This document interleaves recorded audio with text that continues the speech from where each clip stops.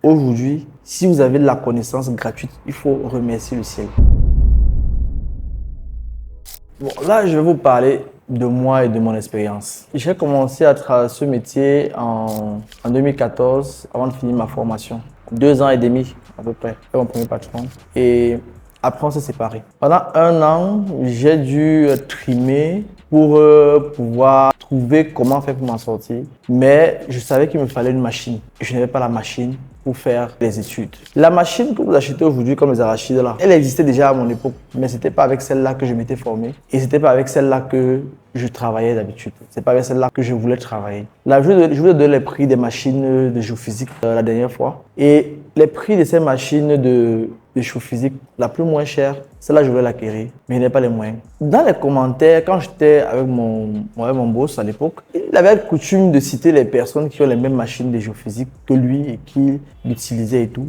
J'ai retenu ces informations-là. Et j'ai commencé à chercher la personne qui avait la même machine que lui. C'était un grand frère qui est docteur à l'université. Je vais taire son nom. Mais ceux qui me connaissent le connaissent aussi. Je fais des efforts, je rencontre le grand frère et par l'intermédiaire d'un autre ami à moi aussi, qui travaille aussi avec lui, je réussis à avoir son contact, on s'entend par rapport à la location de la machine. Moi, je vivais à Douala, le grand frère vivait à Yaoundé. Ce que vous ne savez pas, c'est que quand j'avais un chantier à Douala, je prenais la voiture de Douala, je partais à Yaoundé prendre la machine et je retournais sur Douala pour travailler. Parfois, je perdais des marchés à cause de ce temps de trajet. Mais il y a des gens qui me faisaient tellement confiance qu'ils étaient prêts à attendre que je sois libre pour venir faire leur travail. Donc du coup, j'ai toujours eu la chance, un peu de chance avec moi. Quand je faisais la navette, je revenais, je trouvais que le marché n'est pas passé à quelqu'un d'autre. Mais c'était extrêmement fatigant. Quand je quittais Douala, j'arrive à Yaoundé. C'est pas que j'arrive à Yaoundé, le grand frère m'attend en van. J'arrive en van, je prends la voiture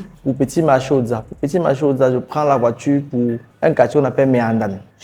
Ceux qui connaissent le quartier là, ça connaissent un peu le trajet que je faisais. Et je rentre, je prends la voiture pour repartir sur Douala travailler. Et quand je finis, je reviens sur Yaoundé. Je m'avais lui remettre ça à la maison avec son argent. Et quand je dois aller à l'ouest, que je dois aller au nord, que je dois aller au centre, que je dois aller à l'extrême nord, au nord, toutes les régions du pays, je viens toujours à Yaoundé prendre la machine avant de partir n'importe où. Et quand je finis, je reviens déposer toujours à Yaoundé. Vous n'imaginez pas le nombre de temps que j'ai passé dans les bus juste en faisant les allers et retours. Aujourd'hui, j'ai eu la chance de tomber sur un grand frère après par la suite qui avait 2 machines de géophysique et qui m'a donné un. On s'est entendu sur un forfait que je devais lui verser le mois et je pouvais travailler. Ce qui fait que j'avais la possibilité de ne plus perdre un travail parce qu'en temps normal, je n'avais pas la machine sous la main. Mais ça a été dur. Et par la grâce de Dieu, on a pu s'en sortir. J'ai pu me faire un nom et j'ai pu m'en sortir. À un moment donné, je n'étais même plus jamais. Je passais mon temps dans les hôtels et les bus. Mais aujourd'hui, les gens croient que les machines que vous utilisez là, qu'on ne les connaissait pas avant, on les connaissait avant. Mais ce n'est pas les machines avec lesquelles nous, en tant que géologues, on nous a formés. Ce n'est pas cette machine-là que nous recommandons. Ce n'est pas cette machine-là qui nous permet de mieux interpréter et de satisfaire les clients. Quand je travaillais pour mon ancien patron, j'étais son premier employé parce que lui, il avait travaillé seul pendant longtemps et après, il a décidé d'ouvrir, de s'établir et de moins voyager parce qu'il devenait un peu vieux. Il m'a recruté et il m'a demandé si quelqu'un d'autre avec qui je voulais travailler. J'avais naturellement un camarade de classe, un très bon ami à moi, que j'ai appelé rapidement pour qu'on vienne travailler ensemble. Donc, on nous a formés. Par la suite, il y avait aussi des personnes qui, dans le processus de mon patron, l'ont aidé. Et il a fait venir le fils d'un de ses amis pour qu'on le forme aussi. Je vous raconte cette histoire pour que vous compreniez pourquoi aujourd'hui, si vous avez de la connaissance gratuite, il faut remercier le ciel. Mais pour tous ceux qui vont venir après, je ne suis pas sûr qu'ils seront ça gratuit. Ils vont payer pour avoir cette expérience-là. Quand le gars arrive dans l'entreprise, mon camarade et moi, nous travaillons déjà, nous sommes déjà sur le terrain. Mais comme mon camarade était arrivé, c'est moi qui l'avais introduit, c'est moi qui l'avais en quelque sorte formé. Celui qui est arrivé par la suite, le troisième larron qui est arrivé par la suite, lui, quand il arrive, mon boss charge plutôt mon camarade de le former. Moi, je ne prends pas ça mal. Je me dis, bon, il va le former aussi bien que moi, je l'ai formé. Ce qui se passe en fait, c'est que une fois, on nous envoie en mission à Fumban. Tu ne peux pas oublier ces jours-là. On nous envoie en mission à Fumban.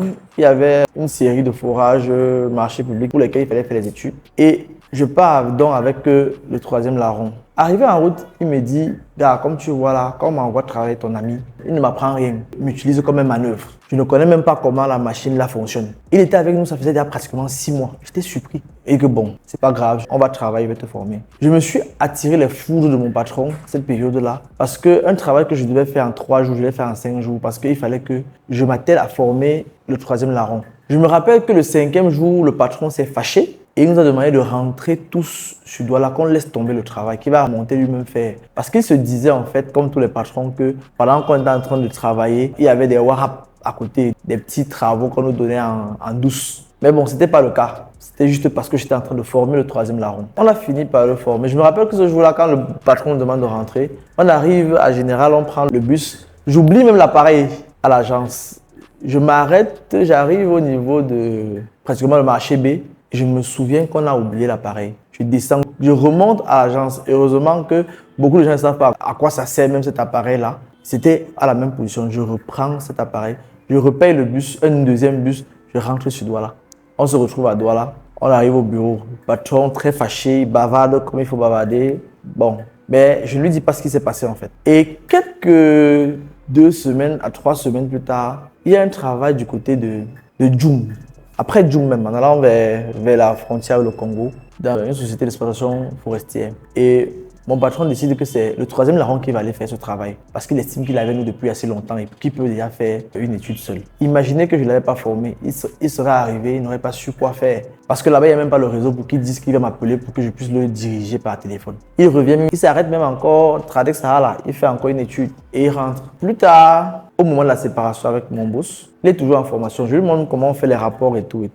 Moi, je me sépare avec mon boss, lui reste avec mon camarade. Et quelques temps plus tard, par l'intermédiaire de son grand frère, il réussit à avoir la même machine que le boss pour pouvoir faire le même travail. Moi, je me débrouillais déjà en partant louer mes machines à Yaoundé et tout. Il m'appelle, il me dit que j'ai la machine, on va travailler ensemble. Et que c'est même très bien comme tu as la machine, on va travailler. Premier chantier, je me rappelle très bien, c'était un travail sur Limbé. C'est M. Kwambo, père son nom de héros global, qui m'appelle pour que je parte faire ce travail. Je l'appelle, je lui demande que loue-moi ta machine, je vais aller travailler du côté de Limbé. Quand il m'a donné le prix, j'étais sidéré. Le prix qu'il m'a donné était pratiquement le prix auquel j'avais négocié le marché. Je lui dis que, gars, est-ce que tu sais qu'on est en train de se débrouiller? On est en train de se débrouiller. Tu me loues cette machine à ce prix-là que moi, je vais facturer ça comment au client? La réponse qu'il m'a donnée, je ne vais jamais l'oublier, c'est « gère bien tes clients ». Quand on se fait un nom, quelqu'un vous dit « gère bien ton client », c'est difficile. Surtout quand on est en train d'essayer de se faire un chemin. Mais bon, il a compris ce jour-là que je ne pouvais pas travailler avec lui. J'ai laissé tomber. J'ai continué à aller venir sur Yaoundé, prendre la machine, rentrer, travailler. Entre-temps, un jour, il y a un grand frère à moi qui m'appelle.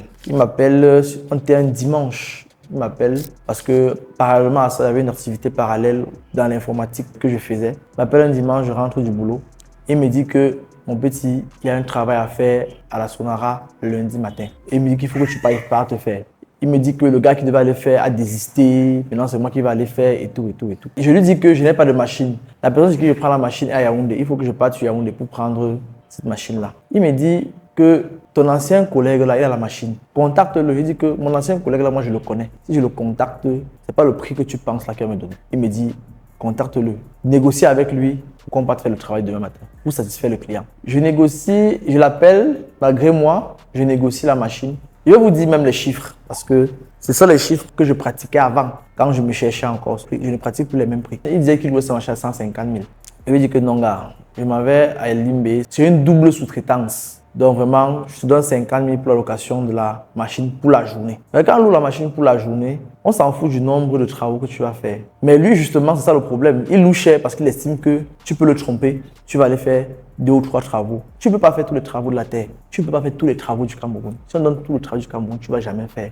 C'est pour ça qu'il y a plusieurs personnes qui font dans le même domaine. Quand on appelle un, il n'est pas disponible, on appelle l'autre parce qu'il est disponible. On s'entend donc sur 50 000. Et que bon, je viens prendre la machine le matin, il me dit que non, qu'il marche avec sa machine. Il dit que mais mon gars, on a travaillé avec l'ancien patron. Il nous a envoyé même jusqu'à l'extrême nord. Il n'était jamais avec nous, avec sa machine. Toi, tu viens avec moi pour quelle raison? Et que bon, c'est pas grave, viens, on va travailler. Tu vas même m'aider à tirer les fils.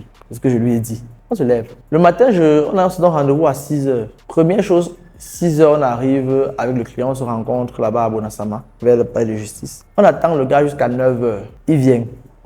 On démarre la voiture, on part. On arrive à la Sonara. Je lui avais même pas d'abord dit qu'on partait travailler à la Sonara. Mais je ne savais pas que ça allait poser problème. C'est plus tard que ça a posé problème, je ne savais même pas. On arrive à la Sonara, on appelle le QHSE de la Sonara. On descend à l'intérieur, naturellement je descends avec lui. On nous reçoit, il nous dit que bon, il y a 2 études à faire, 2 forages dans 2 villages. Il y avait un forage avant la Sonara, je crois que c'était Béba Mboué, je ne sais pas trop, c'est ça. Et un autre forage qui était d'un petit village de pêcheurs au niveau, quand on va vers la base du Bieveman Owa Base, on entre du côté gauche. Avant le contrôle, après le contrôle de gens en Amérique, là-bas, on entre du côté gauche. Il y a un petit village de pêcheurs à l'intérieur. C'est là-bas qu'on devait faire le 2e forage. Il nous indique et il nous dit que bon, en fait, avec tout ce qui se passe là, on ne peut pas faire ça en une journée. On va faire ça en 2 jours parce que le conseiller municipal n'était pas disponible. Le conseiller municipal de la zone n'était pas disponible. On va faire pour le petit village parce que les chefs de village étaient là. Mais l'autre, on va le faire le lendemain. Bon, quand il dit ça, ça devient maintenant 2 jours de location. Je commence à voir comment l'argent diminue dans mes poches. J'ai mal. Sauf que je ne savais pas que lui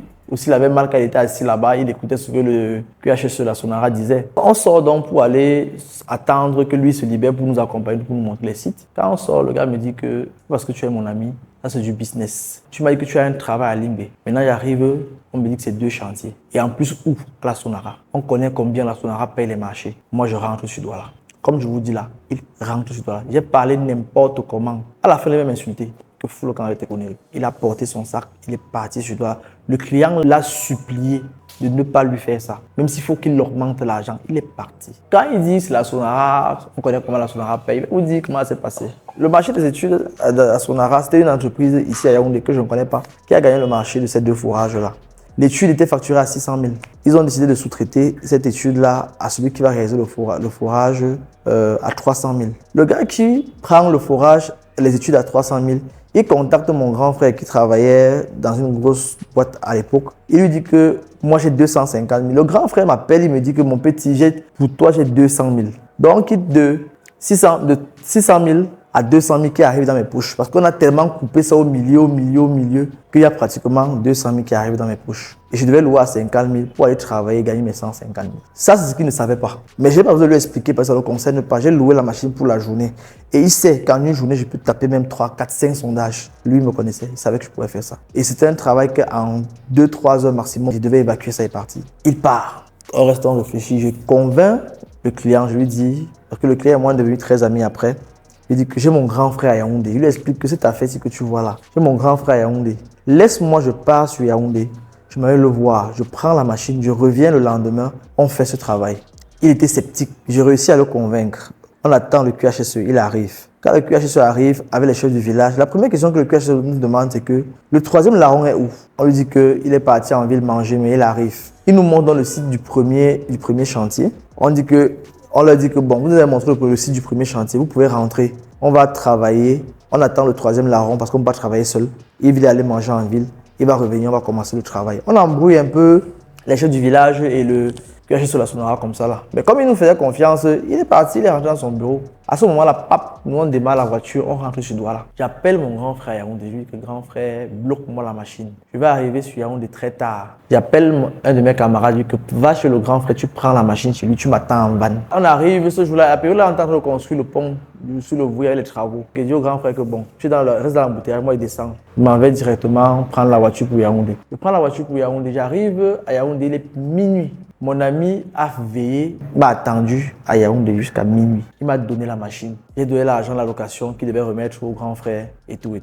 Je lui ai aussi donné une petite motivation pour m'avoir attendu. Et après, j'ai pris le bus. À l'instant T, j'ai même pas fait 1 heure à Yaoundé. J'ai repris le bus pour redescendre. J'arrive à Douala, il est 5 heures du matin. 6 heures, paf, on doit prendre la route pour aller sur Limbé, à la Sonara. On arrive, première chose qu'on fait, on repart d'abord sur le site comme vous avez montré, on fait le sondage pour être sûr qu'il y a de l'eau. On fait le sondage, on confirme qu'il y a de l'eau, on met un piquet, pap, on se tourne, on part. On attend le conseiller municipal de cette zone-là. Il va nous montrer dans le village. Je crois que dans le village, il y a un site touristique. C'était une ancienne base où il y a une île là où on faisait débarquer les esclaves à l'époque. En tout cas, les historiens doivent savoir ça. On arrive dans le village de pêcheurs qui est là-bas. On fait le 2e sondage. Avant midi, on avait fini le travail. On est même parti manger dans un restaurant. On a mangé un bon héros avec un bon couscous. Et ce jour-là, c'est comme ça que j'ai réussi à livrer le chantier, la Sonara. Et ce jour-là, j'ai effacé le numéro de ce garçon dans mon téléphone. Quand je vous raconte ça, c'est pour vous dire que ceux qui se lèvent, ils disent que je veux les stages, je veux... Si ça dépend de moi, les stages même vont être payants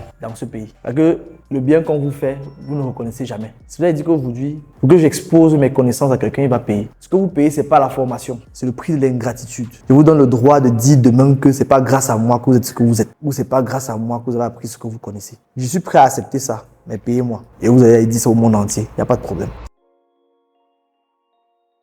Moi, j'ai lancé mon programme de formation. J'ai déjà 2 personnes qui sont intéressées par la formation. C'est une formation de chercheur d'eau complète. Un chercheur d'eau, c'est un technicien multidisciplinaire. Je n'ai pas envie d'avoir les mots de tête pour dire que je vais te former ici ou pas te former là-bas. Parce que tout ce que je vais vous apprendre, ça va vous aider à bâtir votre formation, à bâtir qui vous êtes dans le monde du forage. La formation que j'offre, comme je l'ai dit, c'est une formation sur 6 mois dans les techniques de forage, dans la recherche de l'eau, dans la compréhension des sols, dans l'entretien des forages, l'équipement des forages, l'installation des pompes manuelles, des pompes électriques, dans le diagnostic des forages, dans l'essai de pompage et dans pratiquement une panel de domaines qui sont les domaines d'intervention, les domaines de compétences du chercheur d'eau.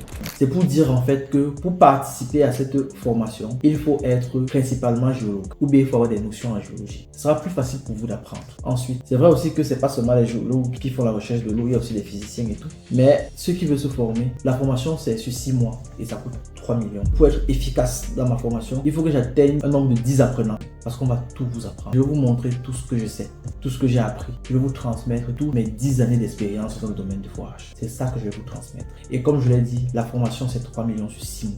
Ceux qui n'ont pas 3 millions ne me cherchent pas. Et ceux qui sont déjà inscrits et qui attendent qu'on lance la formation, prenez votre mal à patience. Comme je vous ai dit, je vais atteindre un nombre de 10 personnes pour être non seulement rentable, mais pour aussi être efficace dans la formation. Je vais vous apprendre ce que je sais dans la ville de Douala, la ville de Yaoundé, la ville de Bafoussam, ce que je sais dans toutes les 10 régions du Cameroun dans lesquelles moi j'ai déjà travaillé. Parce que j'ai travaillé à peu près partout dans le Cameroun. Donc si vous êtes intéressé par la formation, laissez votre nom en bas ou bien remplissez le formulaire qui va s'afficher dans les commentaires. Dites que vous êtes intéressé à cette formation. Cette formation, comme je le dis, je le répète, 3 millions sur 6 mois. Avec ça, vous aurez toute la compétence que j'ai. Toutes mes 10 années d'expérience, je vais vous la transmettre. Donc, sur ce, je vais vous dire à bientôt, à la prochaine chronique.